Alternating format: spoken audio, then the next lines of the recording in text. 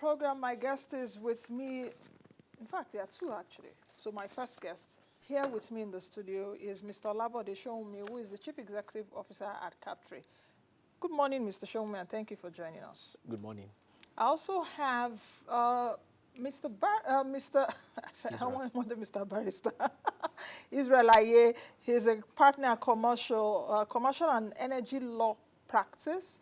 Mr. Aye, good morning. I don't know why I actually said Mr. Barrister. Can you hear me? Yes, just Israel IE will be fine. Okay. Can I say Mr. Aye, please? Because I just heard his voice. Oh, okay. Mr. Aye will get to do that. Okay. Let me come to Mr. Sowunmi, and let me ask you this question. As a foundation, what do you think will shape the oil industry this year? What's your own analysis? What will shape the landscape this year? Okay, one of the things that the NNPC has come up with is to put some structure within the operations, in other words, to make it more transparent. And when the leading dog is more effective, more organized, that will put a lot of reverberations within the sector. We need to understand that this is a sector that traditionally is opaque. So things like transparency will go a good way. But more importantly, when it comes to the work itself, is that there is the deal with Shell, that is the assets that they're selling, and there is the outstanding one between Seplat and ExxonMobil. If those two deals can come upstream, that will be greater production, that will be jobs, and that will be more production of oil for Nigeria, and of course that's forex income to balance the issues. Those are some immediate things. Of course, the Dangote aspect there comes to the downstream aspect, and hopefully people within the midstream, both with the pipelines and those with the virtual pipelines and the transportation sector, will get their acts right based on the fact that the other two sections know what they are doing. So we should look forward to a very good Which two sections do you mean? So I'm talking about upstream and downstream proper. So when we're talking about midstream, we're talking about some aspect of downstream too, but somehow it connects with upstream. So the transportation areas, which is the pipelines, the infrastructure that needs to be built, the funding that goes into it, and then the existing people who drive tankers around transporting it. They also have their own issues, but we believe that everything will be sorted out. Okay, Mr. Aye, let me come over to you. What is your own outlook for the sector? Let me get your views, and perhaps if you see any disruptors this year, really, because when I even read a report by Deloitte just a few days ago about the oil sector, they said that there will be some disruptors to the sector, perhaps globally, macroeconomic conditions such as inflation and all of that, rising geopolitical tensions and what have you. So I would like to get your version of your outlook for the sector, the industry this year, as well as what do you think are the potential disruptors for Nigeria's oil industry? Okay, thank you very much. And I hope you can hear me. Yes, I can. Okay, fantastic. So, just sort of building on what the previous contributor said, there are potentially a number of forces that are driving change and or disruption.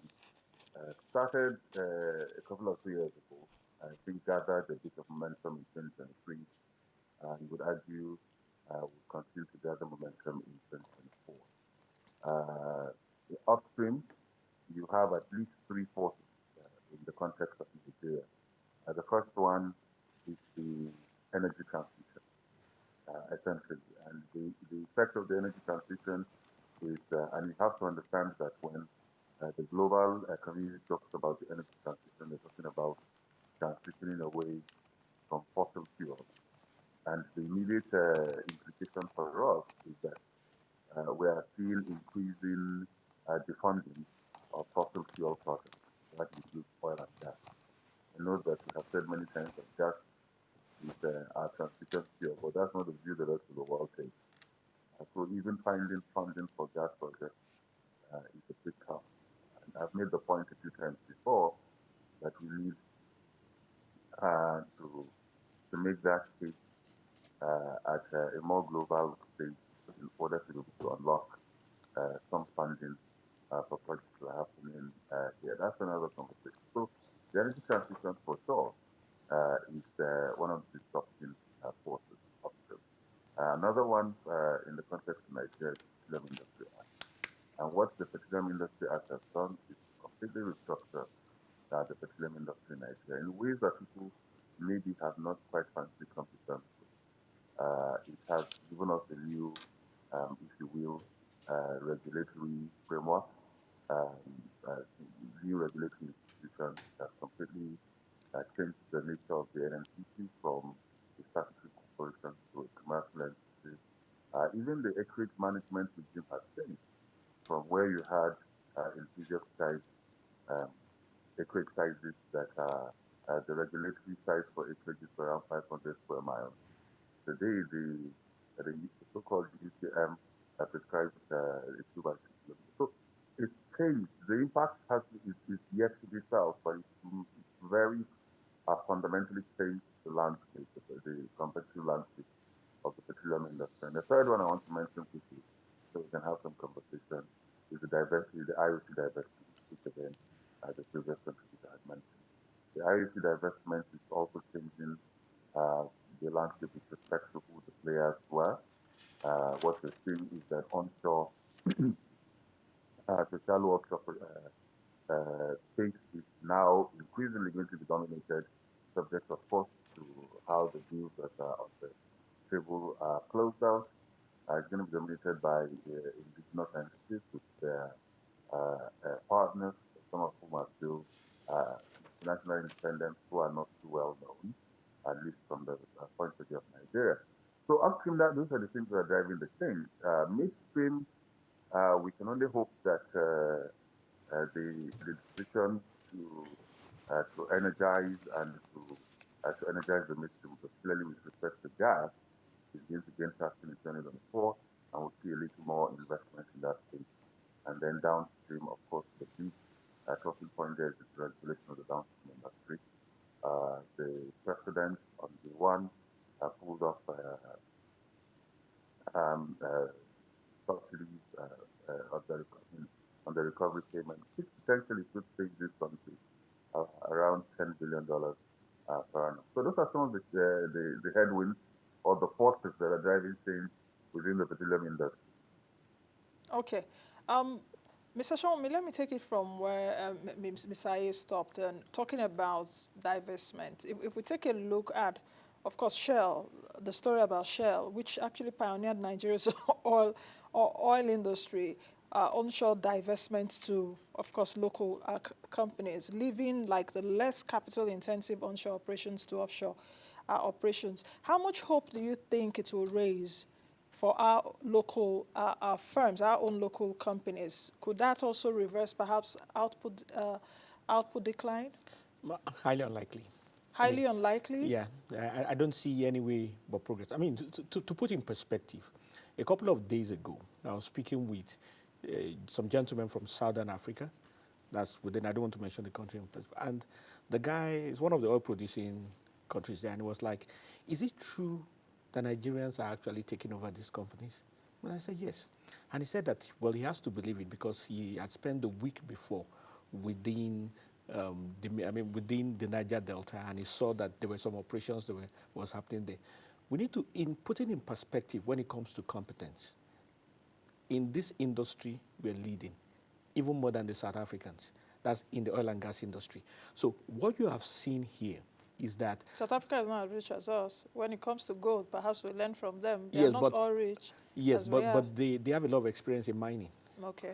which and equipment and all that. But when it comes to oil and gas, just oil and gas, in terms of the experience, in terms of the structure, in terms of positive outlook, we are leading, and that's a positive We're thing. leading with yet many challenges. Yes, but we're still leading.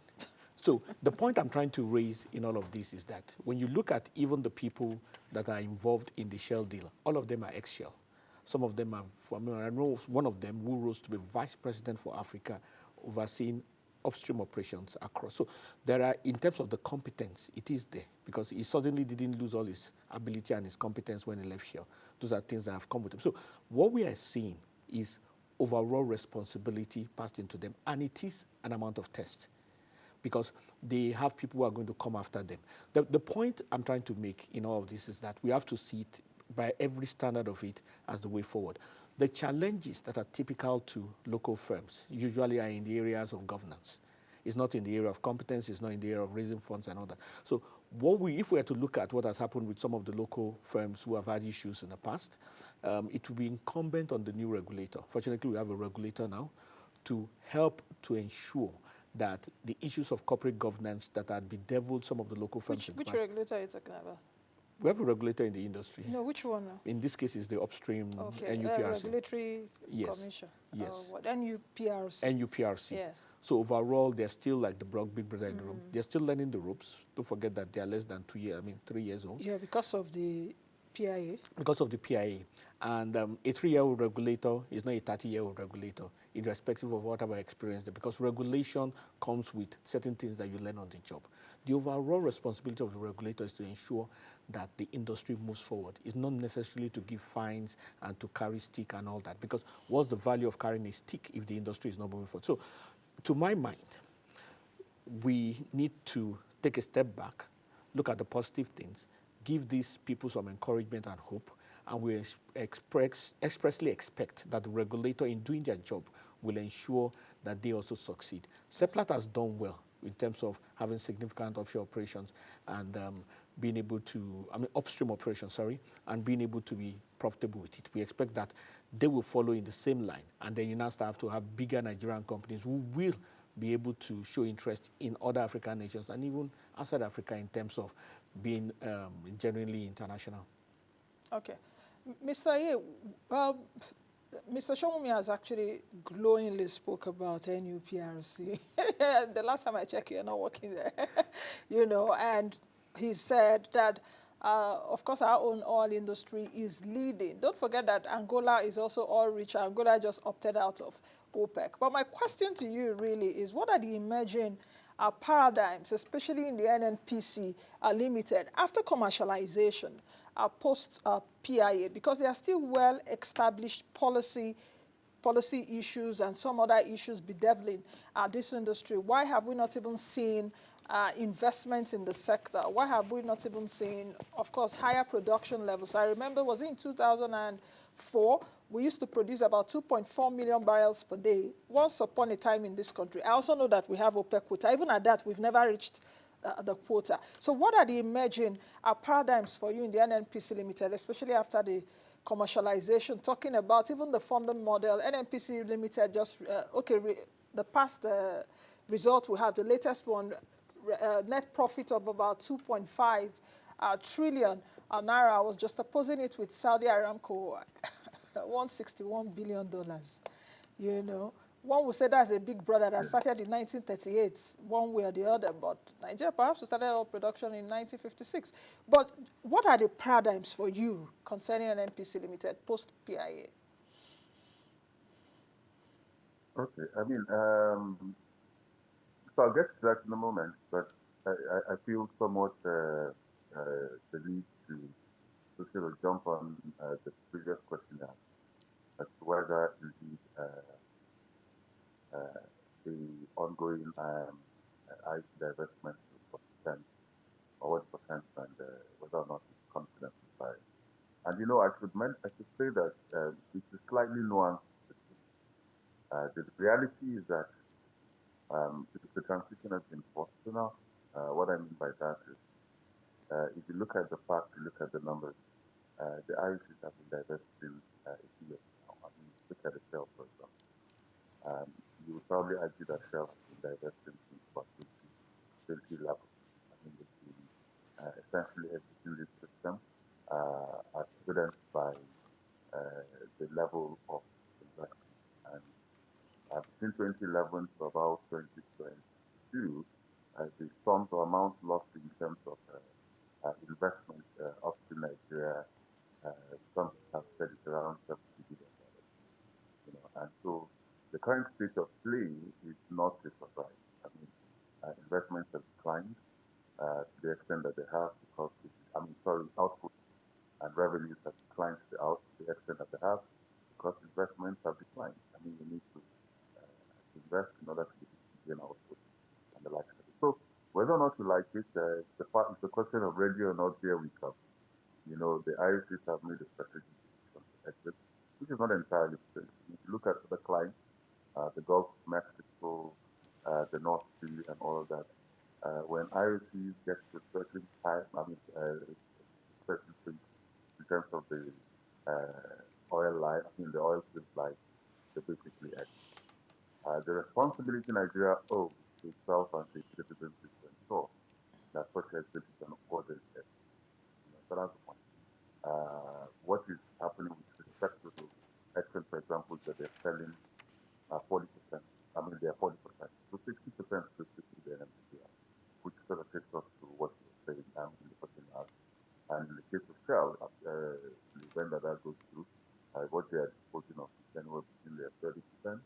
I'm not even sure that I'm not sure what the status of the 15% of their partners. Their own 30% that would appear to be actually. So there's a huge asset base that is still sitting with the NNPCL. The question really is, and you know, as to whether or not the Nigerian entities that are taking over have demonstrated tact and competence. I mean, there is the evidence pointing to that they have, but the scale is different. What they had operated up to this point is what they have operated, you know, but whether or not they'll be able to carry, both in terms of the technical requirements and the funding requirements, the totality, I mean, the 100% is the question that we need to be confronting. And then, you know, because we have to understand that in a joint venture arrangement, you know, NNPC has been responsible for funding its own counterpart. And where it fails to, these entities have the financial muscle to be able to provide the carry or to ameliorate that particular situation. So it's new territory for us. Now, what can we do?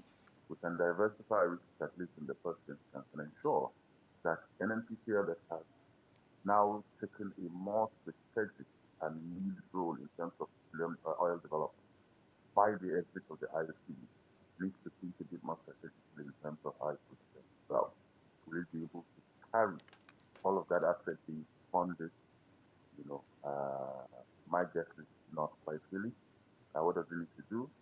Some of the suggestions I've heard is maybe rationalize its portfolio, sell down some of its interests, and perhaps look for credible international partners, preferably NOCs, to be able to come on board who will bring, I mean, I'm talking about globalizing NOC with a good trust to be able to, uh, you know, bridge or what sort of gap this person is looking. Otherwise, you would really have set up these otherwise credible local producers to fail, even from the outset. So there's a lot more strategic thinking and action that is required in order to transition properly and not have the revenue collapse.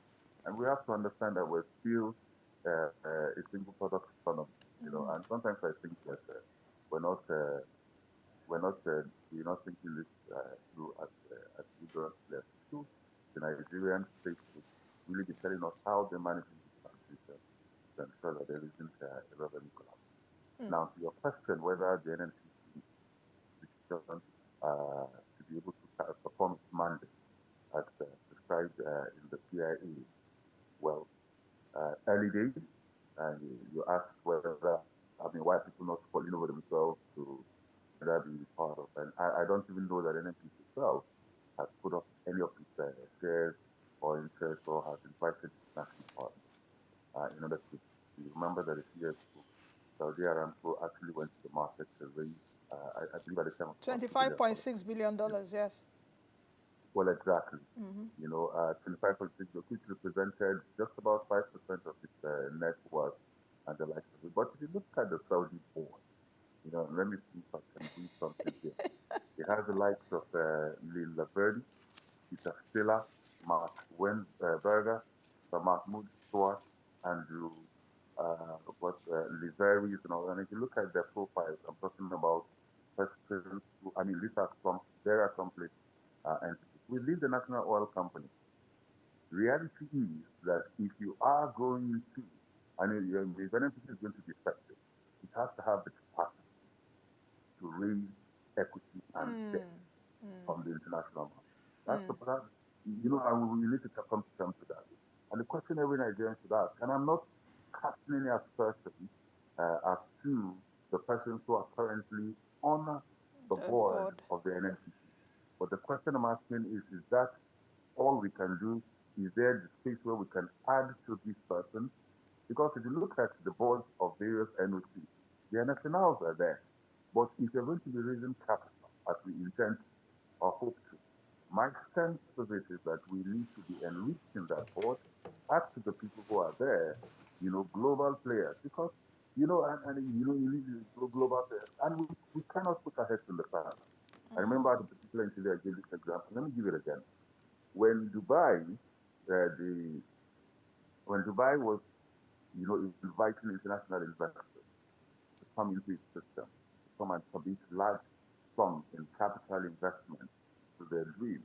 What was the stumbling block at the time was law, was dispute resolution. And the people said, look, you are a Sharia jurisdiction. How can we bring that money? We don't understand that system. What Dubai did was they created a Dubai Arbitration Center, appointed an English professor as the head of it, and said, well, what if we do this? What if we make dispute resolution subject to this particular forum? And that unlocked, and I probably oversimplified it, but just as anecdotal or evidence, that unlocked funding in that particular space. And what is did in the space of, 10 to 15 years is nothing short of more than genius. So, the, with respect to the NMPC, the question really is, in order for it to fulfill its mandate, you know, um, have we done enough to be able to attract international investment? Mr. Aye, you just raised very foundational questions, especially for the NNPC Limited now, the commercialized NNPC Limited, because even a lot of people are still confused as to how the NNPC is still operating despite being commercialized, whether it's old wine in new bottle and all of that. But where do you now draw the line around political decisions and economically sound decisions? In fact, you also brought it out of my mouth in terms of Saudi Aramco board. I also looked at the board of Saudi Aramco because now we're talking about governance issues. And I saw that you have their nationals there, the former Minister of Foreign Affairs, part of them, and even those people are well learned, Harvard, Colorado, Columbia, and all of that. And they have a few others on the board that are not Saudi nationals. So it got me thinking around their governance issues. So how should the president, look at these issues again? Because the NNPC has said that it has the intention of listing on the market. We're talking about funding model. With this board, of course, where we have the board chairman, Mr. Chief Akinyelure, and Ledomite, Mr. Musa, and what have you, is this the kind of board that would deliver on good capital raising?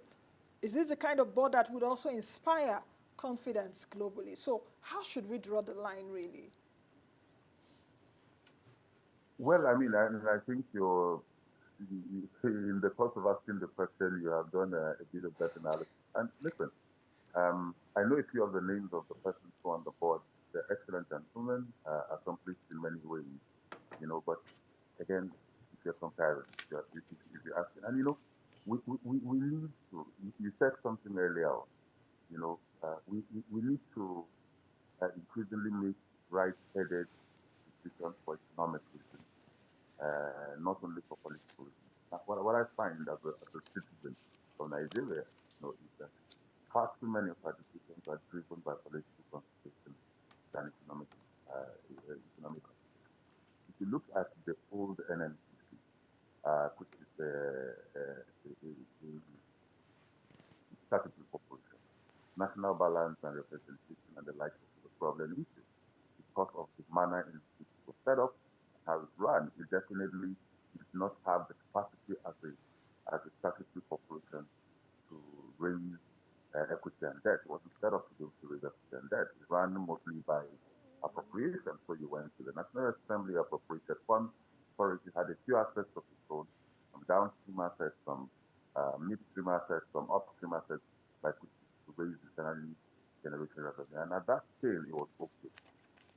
So if you then say that you are commercializing the NNPC to give you the ability to be able to go into the international market and to raise equity and to raise debt, then you need to be doing and I mean there's a capital requirement in order for it to be able to accomplish its mandate. It's probably anywhere between 30 to 50 billion dollars.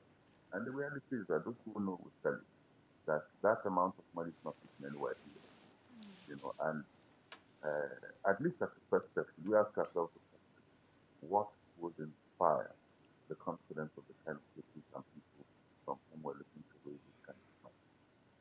And then take those kinds of steps. I mean, it's a global village today. It's a globalized world, and we should be making those kinds of decisions that recognize that we are. Okay, Mr. Sowunmi, you have something to say around it because I saw you were like so. Yeah, when it comes to raising funds, capital, internationally, it doesn't matter the industry and all that. One of the first fundamental things is that you need to understand the person you're raising funds from and their interest. Those are irrespective of whoever you are, whatever confidence and backing you have. Pools of capital are available with different bodies. So if you go to the New York Club, the New York financial system, they have certain things that they look into. We need to understand that the kind of capital we are trying to raise is not the kind of capital that is going to be obtained by putting in a collateral. I mean, what collateral are you going to make available for $1 billion? And we're talking about multiples here. So the first fundamentals, I mean, when you look at the fact that the world is talking energy transition and a lot of capital is now available for funds, is to look at the places where we want to go to and the kind of interest that they have. Yes, I mean, I worked with Ericsson and I was in management team for a number of years, and it was also an infrastructure company. It's an engineering company, one of the biggest telecoms company in the world. And when it comes even to raising capital, even there were certain fundamentals that people just assume. So the first thing really and truly is that where are the places that we are targeting? Because we need to look at, I'll give you a simple example. Norway is an oil producing country. Norway produces 2 million barrels per day as of today. Now, if you go to a Norwegian bank, a national Norwegian bank, they will tell you there's no funding available for that kind of thing, into energy transition, the position of the EU with them. But if you go lower, maybe to a state bank, you may get a different. So it depends on who you're speaking. So when it comes to raising this capital, we need to get our hands dirty and find out what's really happening, rather than what we think should help. And I say that because there's nothing wrong in adding more spice to the board of NNPC, primarily because you also need to change the inherent culture of the NNPC as it stands today. Culture always defeats strategy. There's some ways they do things that needs to change. But we don't just need to change because we assume.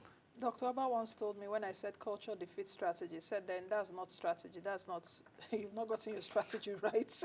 That's the oldest maxim in management consulting. It was written by Peter Drucker, who's probably the most successful management consultant in the world. And they agree. And it's easy to say. Say, for example, you bring a Nobel Prize laureate winner in economics to the CBN to work. Like Joseph Stiglitz. Yes. And he comes in. He doesn't greet people. They greet him in the morning. Oga, he said, no. And they ask him for tea. He said, no.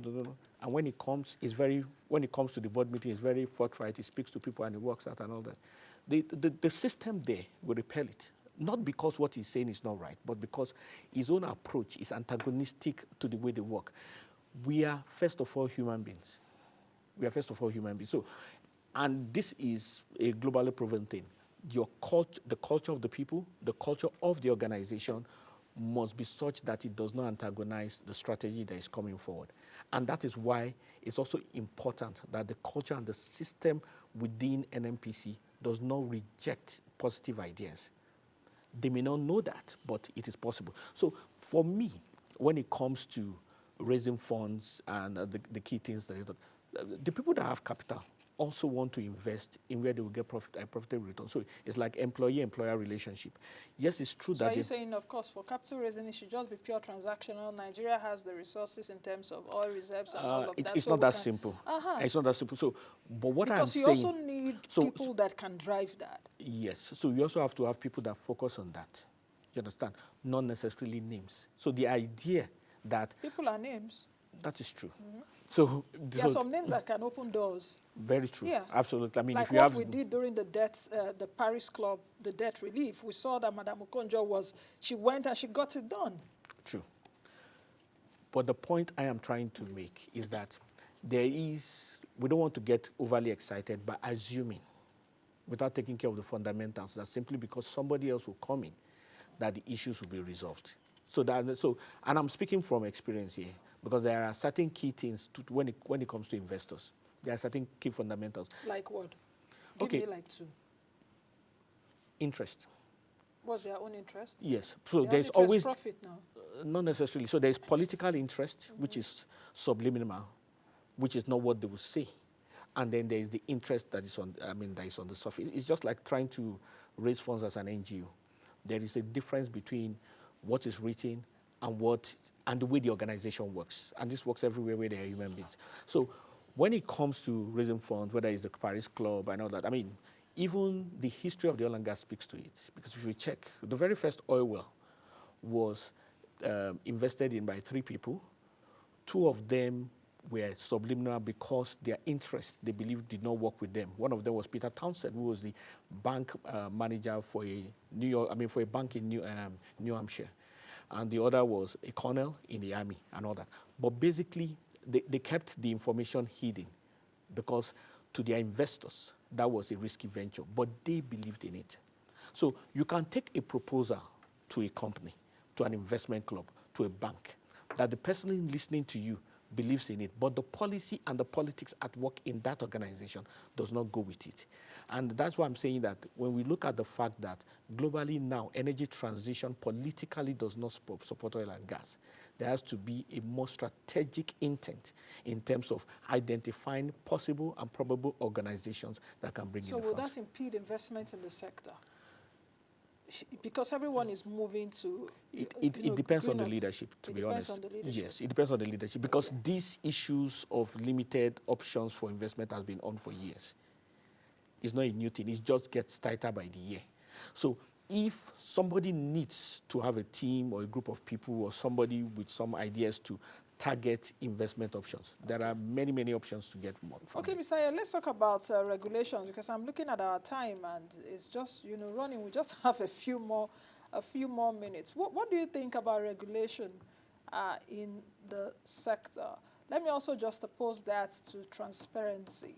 And do you think perhaps with this management of the NNPC Limited that we are saying bye-bye to that opaqueness in the NNPC Limited? Okay, I mean, great question. I should also just sort of express support for what I believe that Jackie, please forgive me if I called the name wrong. Express support for what he said, and I agree with him effectively.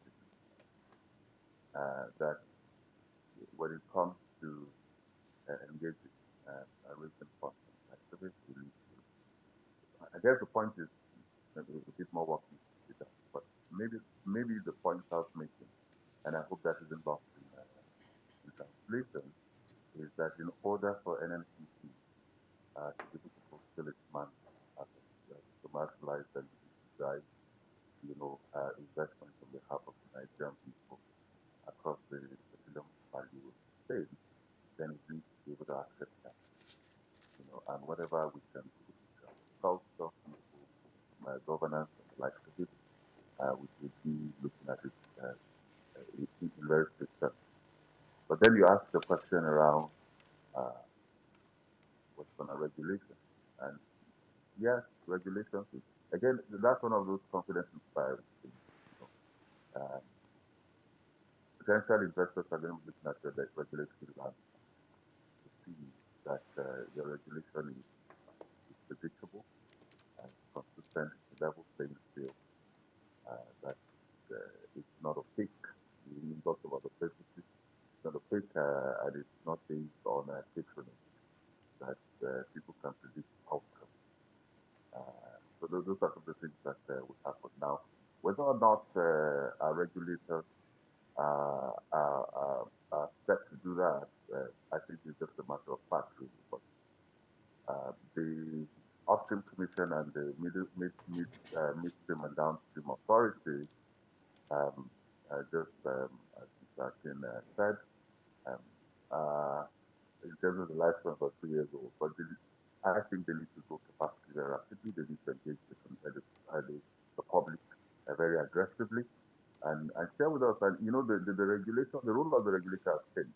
Whereas the old regulator was a policeman, the new regulator has to be the business enabler. I mean, and I didn't really make it because these are the sounds that they themselves are making. But as part of that mandate or as part of that position, they need to be engaging and communicating and very aggressive and sharing the plans, not only to the national audience, but indeed to the international audience. When it comes to transparency, I think Nigeria, incidentally, has some of the best laws. I mean, what has happened is that we have domesticated, the transparency, extraction industry transparency initiative. We domesticated within our laws. That's what we know as the NACI. There's an act supporting it. It's been embedded within the Petroleum Industry Act.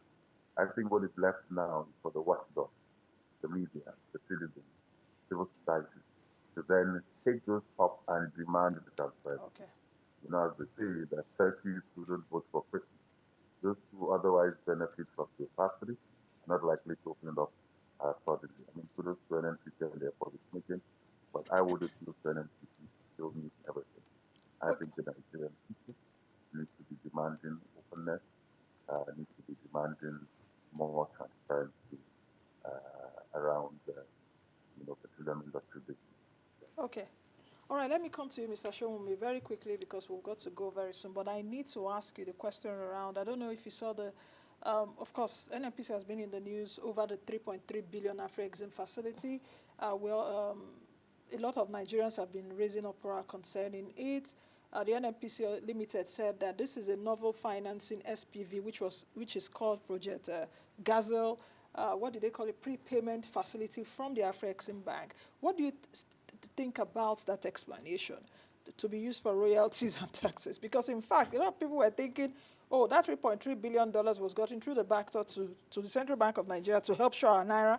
Now the NNPC is saying this. Then finally is petrol subsidy. How do you think that the subsidy removal, do you think is transformative enough for the downstream sector? Because what it concerns Nigerians really now fuel price, So very quickly, you have 1 minute. You've got to go. Before I say that, I just want to say something about the regulator. Okay. One of the functions of the regulator, any regulator in any industry, is to ensure, like he said, business enabler, but to ensure the industry functions properly. So one of these things that we've been talking about, whether it be raising financing and all that, is actually the job of the regulator. Because in the areas where there are no core operational persons, it is the job of regulator to ensure that those things are in thought. But having said that, in terms of one of the things that is missing is that I don't think NNPC talks to the people well enough. And as a result, there is a lot of mismanagement of information. And in the absence of facts, I mean, in journalism, rumors spread. So that is at the root of some of the misinformation that they get. So in terms of the fundamentals, from what we've heard about the deal, they appear to have ticked the right boxes. So it is now left for them to make the information more known to those who have questioned them so that the right things can be done. The one of petrol downstream, very quickly. In terms of the ideal nature of a free market is that there should be no subsidy. However, if you but leave... there's subsidy through the back door somehow. Yes. So no, I'm coming to that. Quickly, yeah. But the core thing is that if you leave free markets, if you leave the economy to the hands of demand and supply alone, there could be chaos. Those are part of the issues with. So I think one way or the other, the people in governance need to manage whatever it is, so that they try and have a free market as much as possible without getting the people to riot. I think we'll leave it at that. Thank you very much for joining us. So much to pleasure. cover. I've been speaking with Mr. Olabode Sowunmi, who is the Chief Executive Officer at Captree Limited, and Mr. Israel Aye, who is a partner commercial and energy law practice. Mr. Aye, thank you for joining me today. It's been a while. I hope it doesn't take this long to speak with you again. So thank you very much, and have a great week. Thank you for inviting me. Yeah, have a great week to you both. All right, that's our show today. Please join me again, same time on this channel tomorrow. Another guest, another topic.